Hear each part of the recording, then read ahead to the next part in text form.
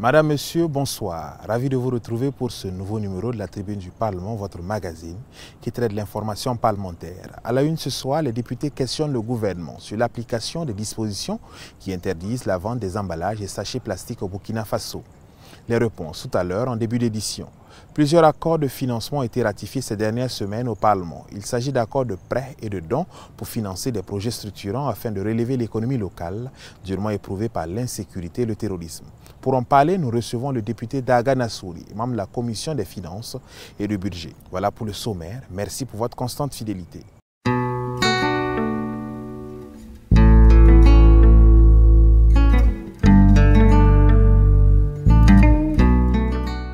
On débute ce magazine au pied du Naouri, où le chef du Parlement a pris part aux côtés du président du Faso à la cérémonie de sortie de la 22e promotion d'élèves officiers d'actifs de l'Académie militaire Georges Namono de Pau.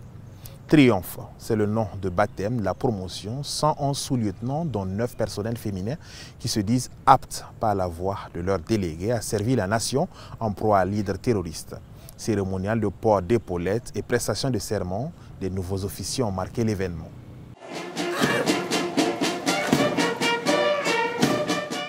La représentation nationale, soucieuse de l'application des lois votées, interroge régulièrement le gouvernement en la matière.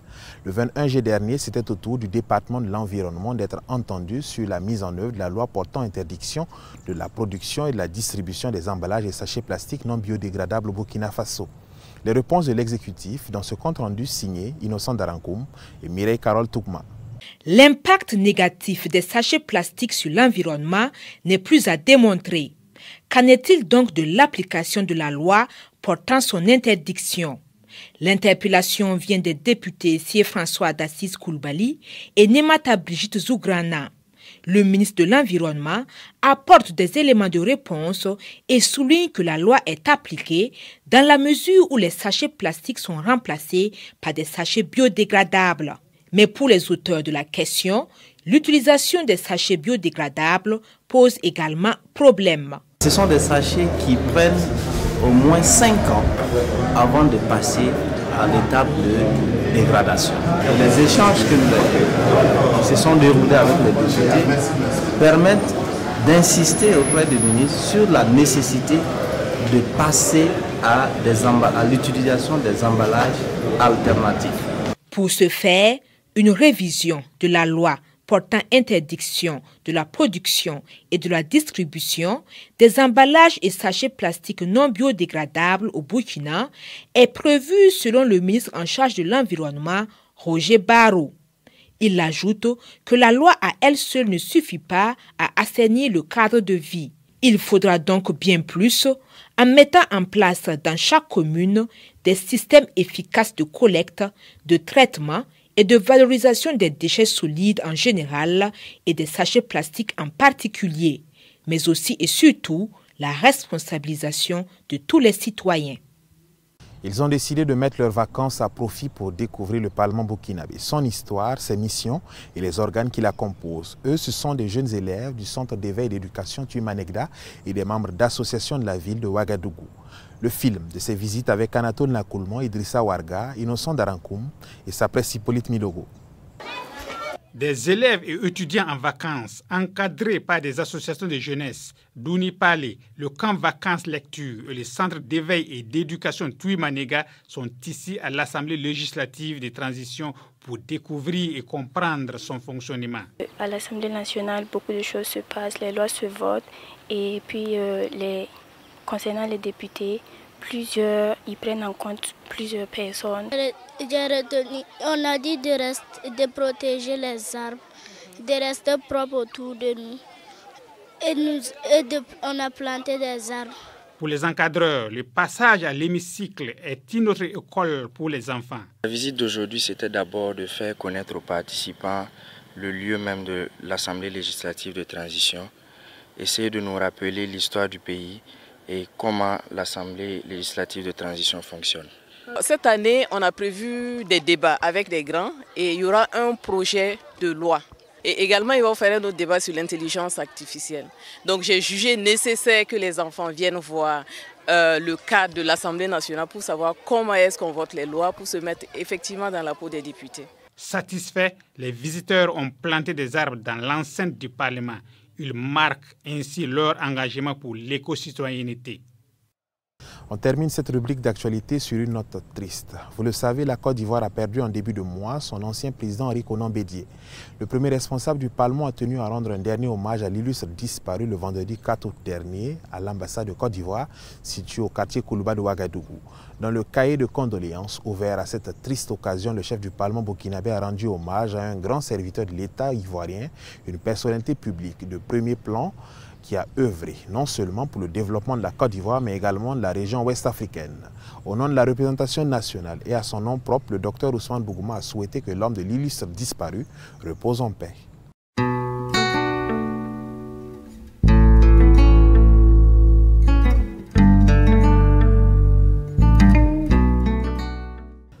Les semaines dernières n'ont pas été du tout repos pour les parlementaires et pour cause, plus d'une dizaine de dossiers de ratification d'accords de financement étaient soumis à leur examen. Il s'agit plus précisément de projets de loi portant ratification de plusieurs accords de prêt, de conventions et de dons au profit de projets structurants dans les domaines de l'agriculture, de l'élevage et de l'économie locale. Et pour en parler, Salimata Gaïla Baro reçoit pour vous l'honorable Daga Nassouri, député membre de la Commission des finances et du budget. Bonjour Laura.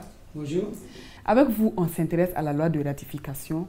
Qu'entend-on par loi de ratification? Je vais déjà commencer par parler donc de la loi d'où découle cette loi de ratification.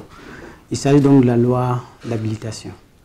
Et cette loi qui consiste donc pour le Parlement à prendre un acte législatif sur demande donc, la demande donc du gouvernement, lui donnant donc pouvoir, en tout cas d'intervenir dans un domaine relevant normalement et constitutionnellement donc du domaine de la loi.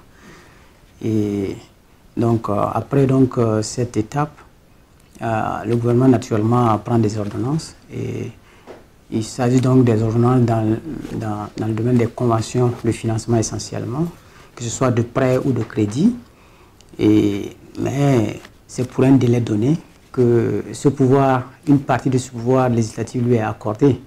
Donc naturellement à la fin donc, de ce délai, ou en tout cas un délai bien précis, il est de bon temps que le gouvernement revienne pour que ces ordonnances soient ratifiées, ce qui va leur conférer donc un caractère de loi. Voilà, et donc le caractère législatif qui va avec tout ce qui va avec. Et donc la loi de ratification en elle-même consiste donc à valider ou en la validation des ordonnances prises par le gouvernement, voilà, pour que ces ordonnances puissent avoir donc le caractère donc de loi. C'est ainsi l'Assemblée législative de transition a procédé à l'adoption de plusieurs projets de loi portant autorisation de ratification. À quoi est-ce que cela répond? Oui, ces dernières semaines, nous avons reçu effectivement plus d'une dizaine de projets de loi portant ratification d'ordonnances. Naturellement, certains ont été adoptés déjà, d'autres sont toujours en cours.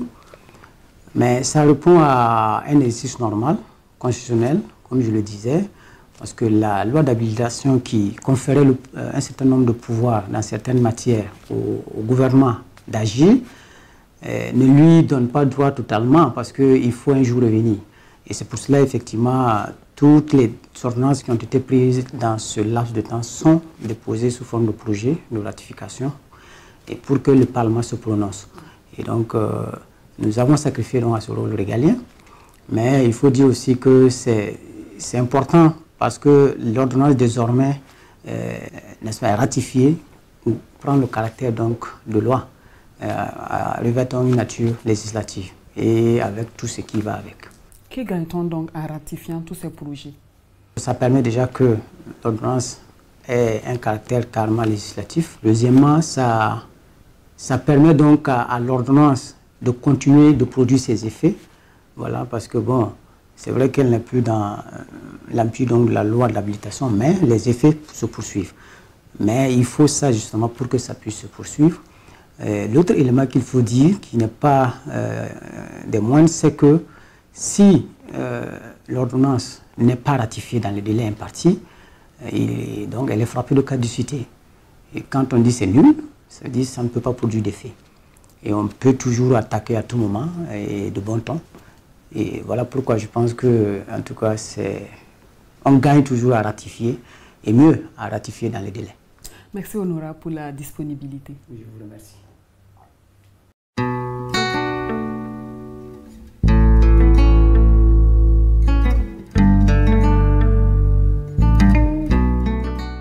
Le vocable met le curseur cette semaine sur un terme assez commun au Parlement. Il s'agit de la notion de budget sensible au genre. De quoi s'agit-il? Quelle en est l'importance? Les réponses avec l'honorable Marie-Angèle Tiendrebogo Kalenzaga, présidente de la commission en charge du genre à l'ALT. La budgétisation sensible au genre ou budgétisation sexo-spécifique est un outil de l'approche genre qui vise tout au long du processus d'élaboration d'une politique publique ou d'une action à s'interroger sur les situations respectives des femmes et des hommes de manière préventive et transversale afin de réduire les inégalités. L'une des particularités de la budgétisation sensible au genre, c'est qu'il s'agit ici de prioriser les dépenses qui ciblent les problématiques relatives aux femmes et aux hommes ou au genre. Cela implique en amont que des objectifs, des résultats, des indicateurs et même des activités sensibles au genre aient été préalablement définis. La budgétisation sensible au genre est opérationnelle au Burkina Faso depuis 2019 pour ce qui concerne le budget de l'État.